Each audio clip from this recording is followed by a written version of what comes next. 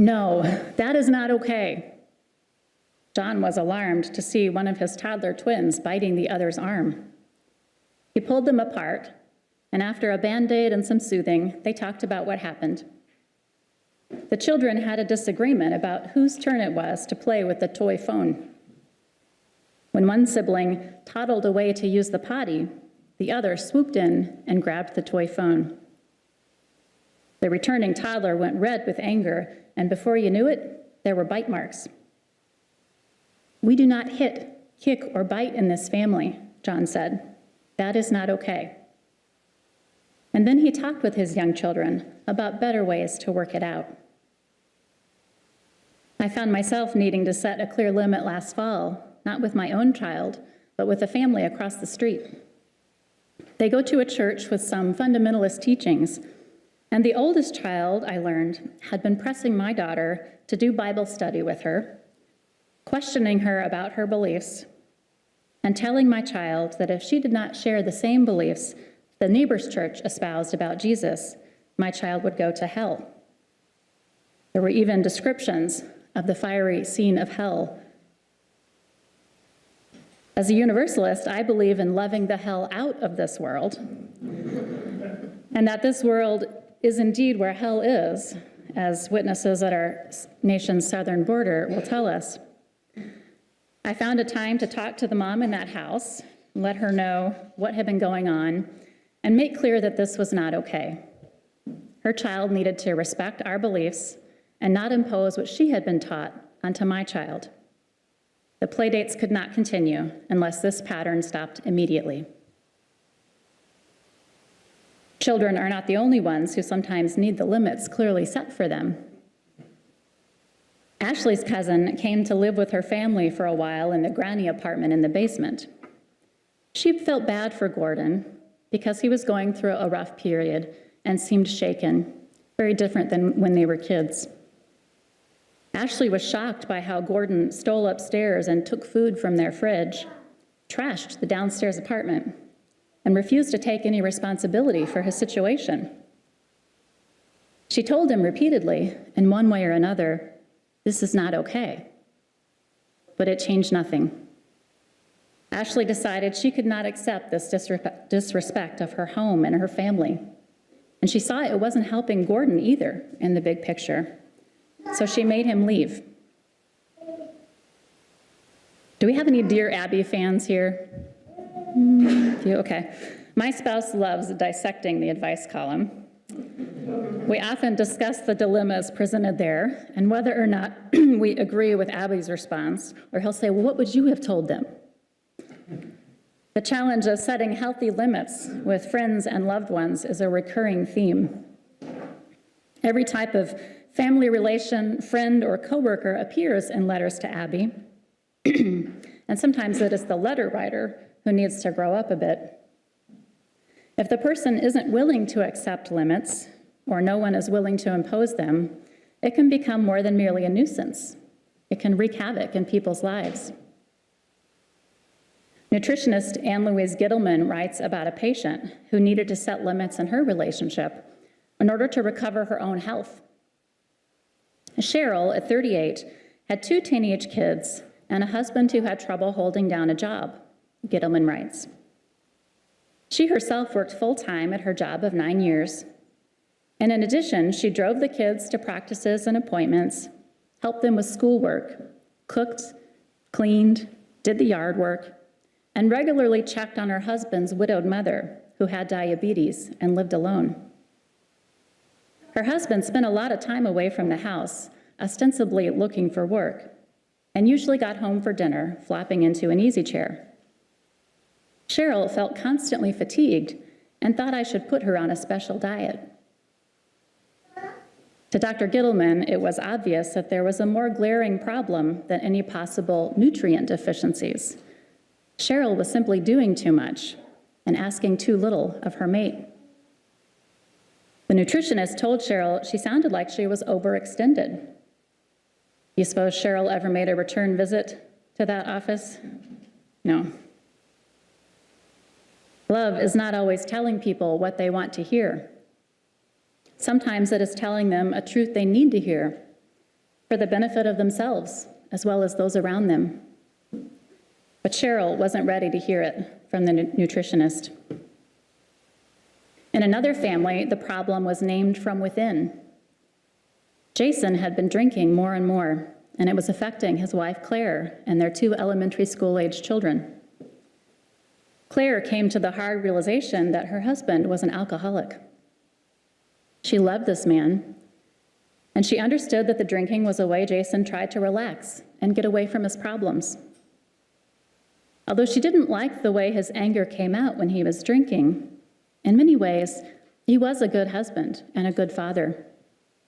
She would recite Jason's positive qualities to herself when struggling with what to do. But finally, Claire faced the fact that Jason was not going to do anything to change his behaviors on his own, and it simply was not good for her and the kids. Though she had meant her marriage vows and still loved Jason, she decided this was not okay. It could not go on like this. So she gave Jason an ultimatum. Either go to treatment or we're separating, because this is not working for me and the kids. Jason moved into a motel for several weeks while he grappled with this choice. He loved his wife and he loved his kids, so he listened when Claire told him his drinking was harming these people that he loved. Deep down, he knew his beer habit really wasn't great for him either. Jason decided to go to a rehab program. He has been a recovering alcoholic ever since, steering clear of alcohol in any form and getting support from his sponsor when needed. As a result, the 2 kids grew up not only living with both parents, but saw their mom stand up for herself and them, saw their dad find new ways to cope, and saw their parents go through counseling and work at their relationship. When Claire gave Jason that ultimatum, when she made that limit crystal clear, you cannot drink anymore, this is not okay, it was a turning point for the whole family. She showed her love to all of them. And Jason gave the love back with his choice to go to treatment.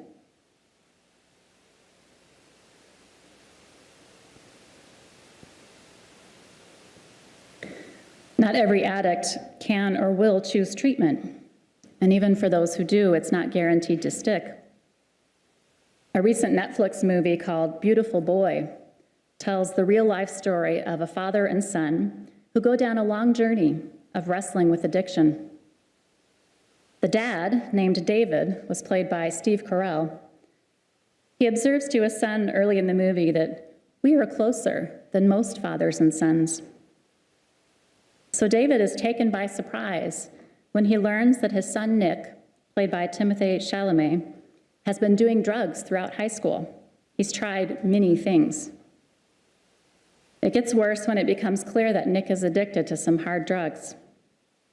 Over a period of years, we see the son struggle. His father, stepmom, and mom all try to understand addiction, understand what the drugs are doing to Nick's brain, and figure out how to help. Nick is in and out of rehab. His little brother and sister, who are like 4 and 5 at the beginning of the story, rejoice when he's home and miss him when he's gone.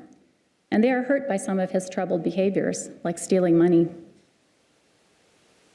The turning point in the story comes when the father, David, goes to a support group for families of addicts.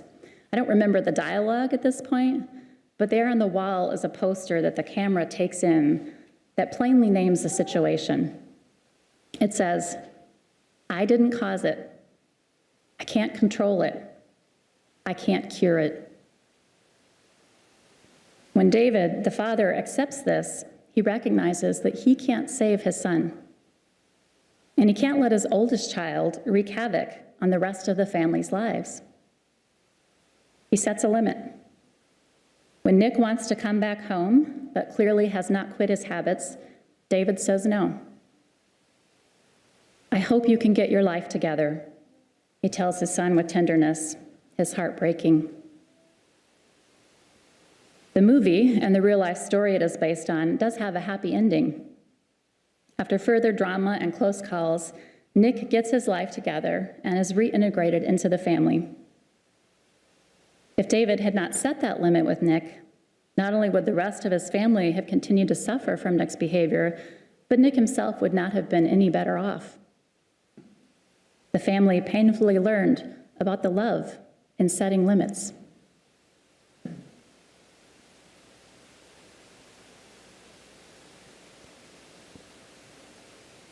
We have to set limits at church, too. Right now, our pastoral care team and Safe Congregations Committee are looking at how to respond if a troubled person comes to the church and becomes disruptive. Of course, we'll be compassionate and offer help to the extent that we can, but we can't let anyone threaten the safety and well-being of this community or hinder our ability to serve everyone else.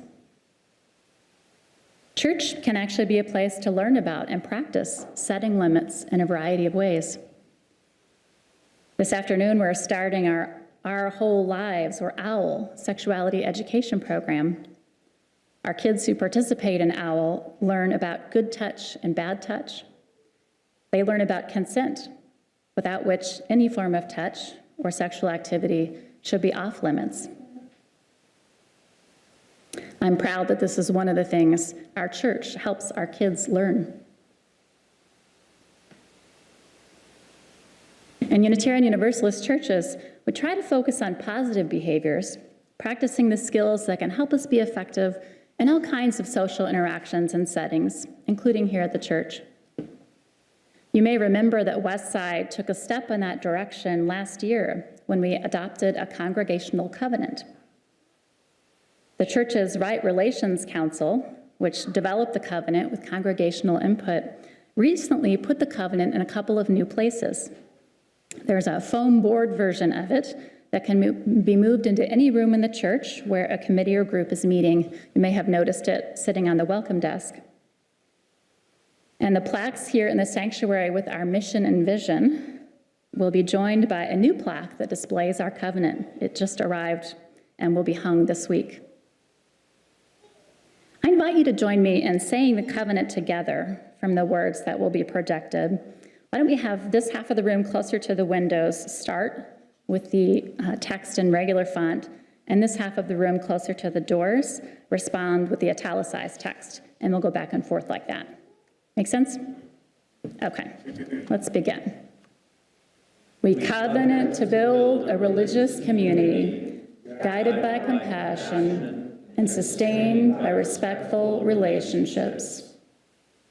Believing that building healthy relationships is a spiritual practice, we aim to listen appreciatively, speak with care, express gratitude, appreciate our differences, and assume good intentions. We endeavor to communicate directly, honestly, and thoughtfully.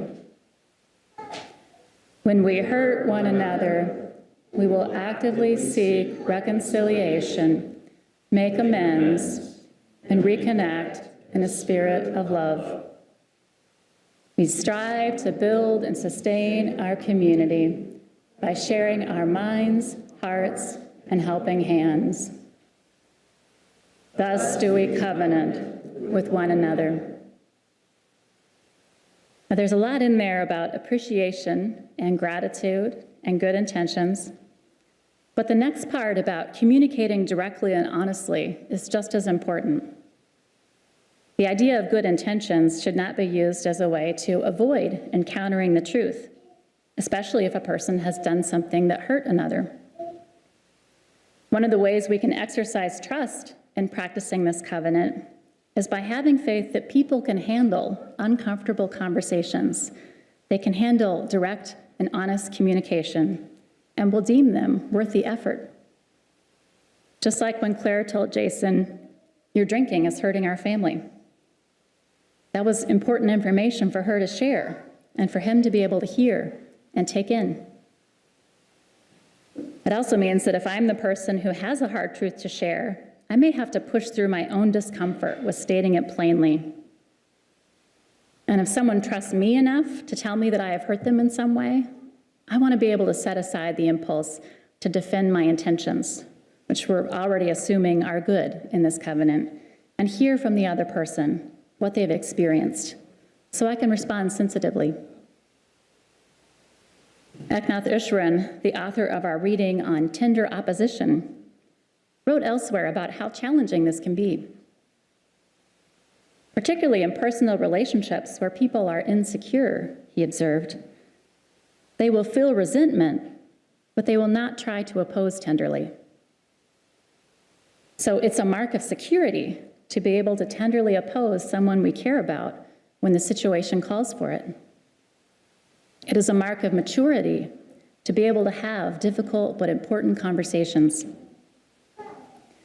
Now, when it comes to limits set within this congregation, our covenant describes the behaviors that are inside the limits, what we are aiming for. There's another document that addresses behavior that is outside the limits, behaviors that are not okay. It's called the Disruptive Behavior Policy. Just like a family's house rules might include a rule like, we don't hit, kick, or bite, our church's house rules list some things that is not okay to do. Here's how our policy defines disruptive behavior.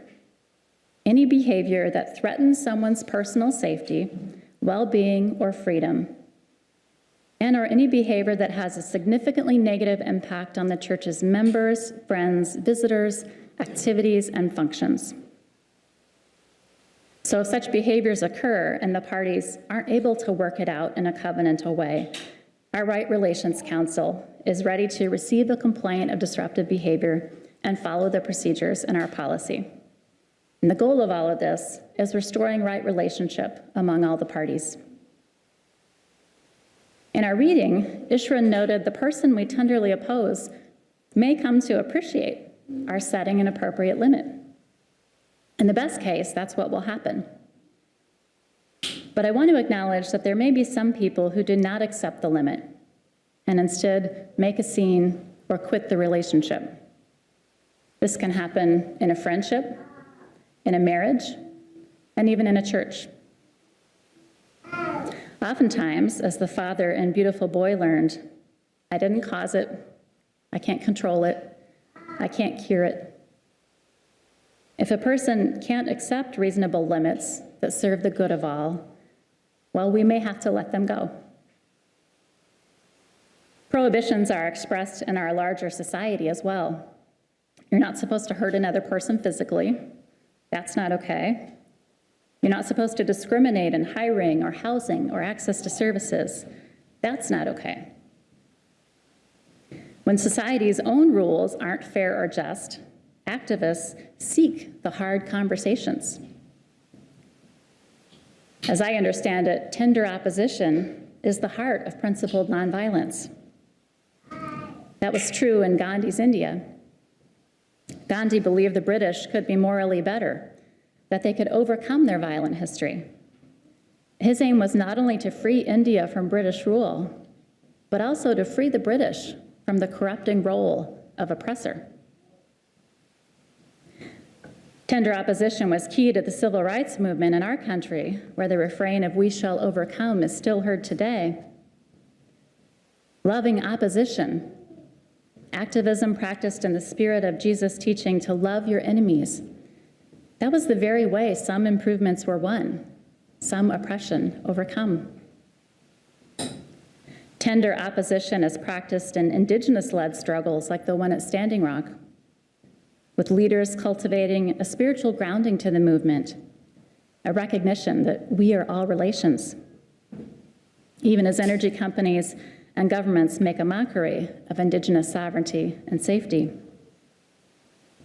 To clearly say, no, this is wrong, you can't treat me this way, this is not okay, and to do so with love, caring for the other person and seeing that it serves their higher interest, not to let them do ill to you, that is a powerful form of opposition.